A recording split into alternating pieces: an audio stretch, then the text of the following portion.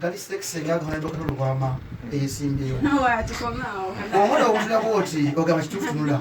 she's shy nawe yagambye kaina mwensonyi bana nenda dokana kana kanyumero kano kakolanga abakyala ne bagamba sula nange mfana amuko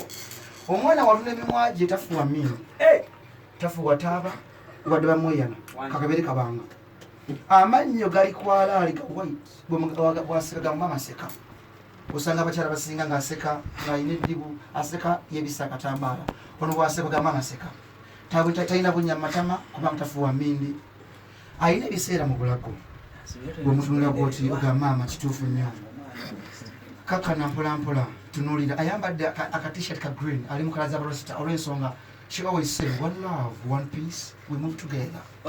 gwe n'omukwano otya n'omugamba nkwagala nnyo tayagala kumanya she always said one love kubanga mulimu green yellow ne red toyagala kumanya kati kuliko Tupac yali musajja ayimba music oliko emini eragibwa bw'otunula engalo ze nganda getakwata mu kikebe abakulu basinga bakwata mu bikebe nga engalo zaabwe nezikona si mukyala muwanvu nnyo nga Nina Roy ali mu height ya kitema ali nakyo asako ina yakowa jutekisi olw'ensonga wabanga ayiga emmere agenda mu bintu byonna ayina enjala zonna ziwera mu ngalo n'embigere yafaanana maama we nga bwe ŋŋamba Mama Precious mbadde nsaba buze kubatuuza ku 90.8 Metro FM abawuliriza baffe abalungi ku Metro FM mwabaleka kumerako amannya gange bampita Brisha Cash the Gwanza yamana female rapper era ndi wano nga nsaba muwagiza mwelambe Brisha atakumanyi njagala omutegeeze nti Brisha yani briefly atakumanyi asoso kuwulira Brisha yani like Brisha ye muntu ali simple I'm so simple njagala nnyo kola emikwano ate nga ye proud kadama ndoza bakadama mutuwulira tuwekwatayo yeah then ndi rapper like I'm a female rapper I do lugha fulani na hip hop yeah man ajatu amuka okay lwaki weyita the only kadama omuntu kyayagala okuwuliriza lwaki weyita the only kadama bakwita kadama ki proud kadama omulimu awo oli mutuufu omulimu ogwo gutandika ddi ogukola 2018 novaayo ddi ku bwakadama kuba kati kadama abeera eri kati oli Kampala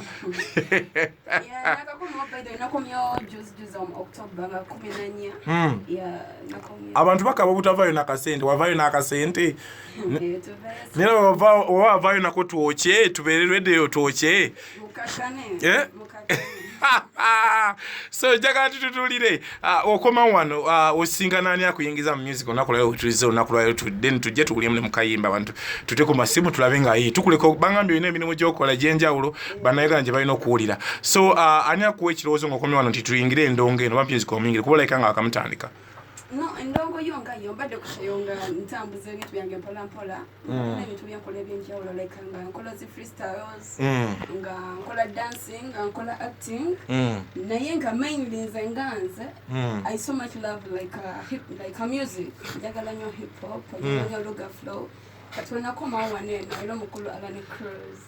ali waneeno taata tubuuzeeko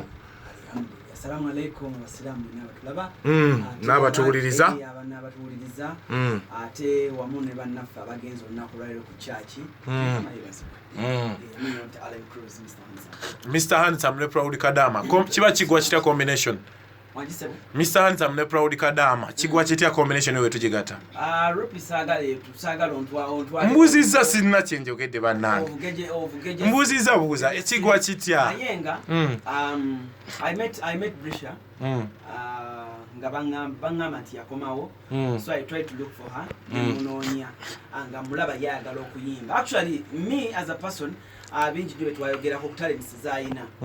she's a talented chick muwala asobola okuzannya asobola okuyimba so kyeyansistingako ng'omuntu yaŋŋamba nti Alani Cruz besides buli kimu ky'oŋŋambye okuzannya n'okukola ki mpulira njagala sooka trying out okuyimba I feel like I have to give public nina kye nino jiwa so since nti nze mu industry mwendi era mbaddemu and naine mikwano wesawe nyinyi twakubira omusajja gwe amanyidwa nga SB4 SB4 media era SB4 media yatuwa audio no tugenda okupremiering onako olwaleero namutongoza n'agamba waddembe okukola kyagala ku studio ya SB4 wali eri esangibwa we makindye final touch abo yagise bwe yajiwadde erinnya emakindye ku Namu House. Yes sebo. Okay. Era ina producer Mamita Joet ye yakoze akayimba kana tugenda okuliza olwaleero so nze kinayagala kumulabanga ina watudde kumulabanga ina ekintu ina watudde nze sifuddeeyo oba Brisha mukolera ennyimba 2 n'amala ne yeeyongerayo. I have no problem so long as ekiroto kye kisigadde kigenda mu maaso naye nga for now we are still working with her. Twabadde ne Mr. Mosh ne Mosh naye n'agamba yeegase ku tiimu ajja kuba tukwatirako so tiimu ejja kubanga mu Sudan yakirizibwa okwegatta ku tiimu ne Rupi oba birimu Stickman obuzibu bwe buli bumu nti alina omugo gwa Musa atayagala nnyo njagala okumamirira amaloboozi mazima amaloboozi ebigendo bya Stickman bwe binaba birungi Sudan moves with talent obanga opromosinga nti olina ekirungi wadde kritika yavaako nenange namukkiriza mu bulamu bwensi kritika yabingi bulungi ono omwana wabanga alina kyenjagala ekikyeraga okumanya lwaki mbanziza talent ya mwana ngono bw'atalina amasaka olipikira Maria Sidde. So Brisha nga abakuwuliriza briefly otandise music mu kusooka first experience yo tuyise mu studio kyabadde kitya nga tunasumula kayimba kano munakikanga 2 tukasumule kyabadde kizibu nnyo cause wafulatinze emirundi emeka wazeemu teeke meka. No, baile chenyezo kugamba olulima twalukubya mu ngeri ya freestyle twaliyiriza mu studio ne mukwano gwange Asha Kamara. Asha Kamara yoli awo modeli ku mabali. Twaliyiriza mu studio it was like a freestyle. Bana bade njogera ku mbeera yange gye nayitamu bigenda mu maaso you know.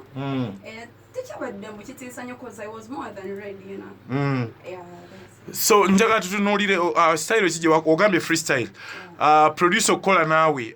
gwe ngokola ne producer for the very first time wafirinze otya kuba bale toyingira ngo studio badde okola bukozi nyimba z'abantu na ku social media n'ebisigadde. Okay sigenda kulimba mbuki era nabadde mu kopoti cause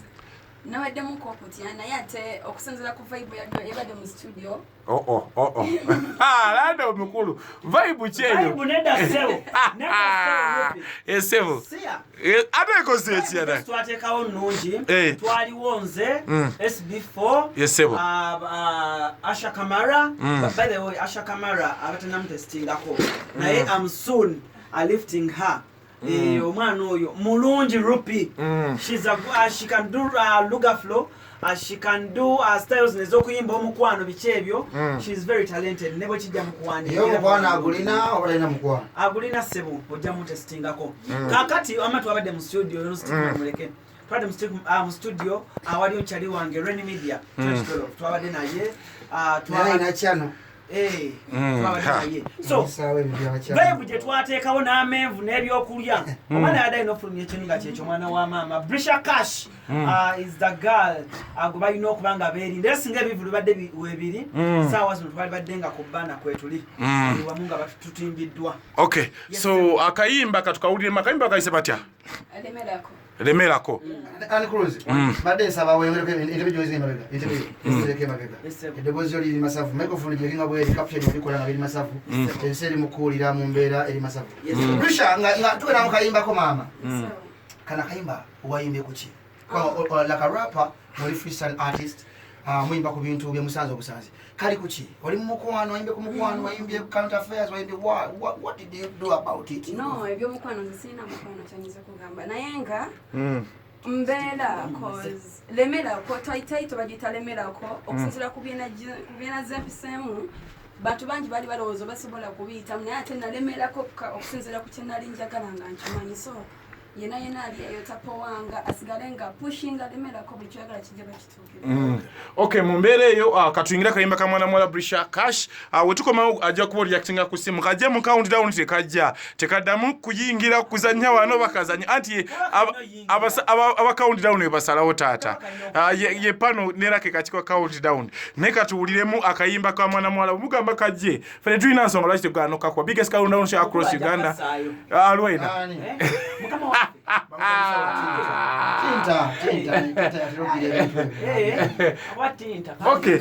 Okay, katuulyemu tukomewo. I'm a hustler, woman with a chance. I'm a single, but I'm not such a good. Like, young is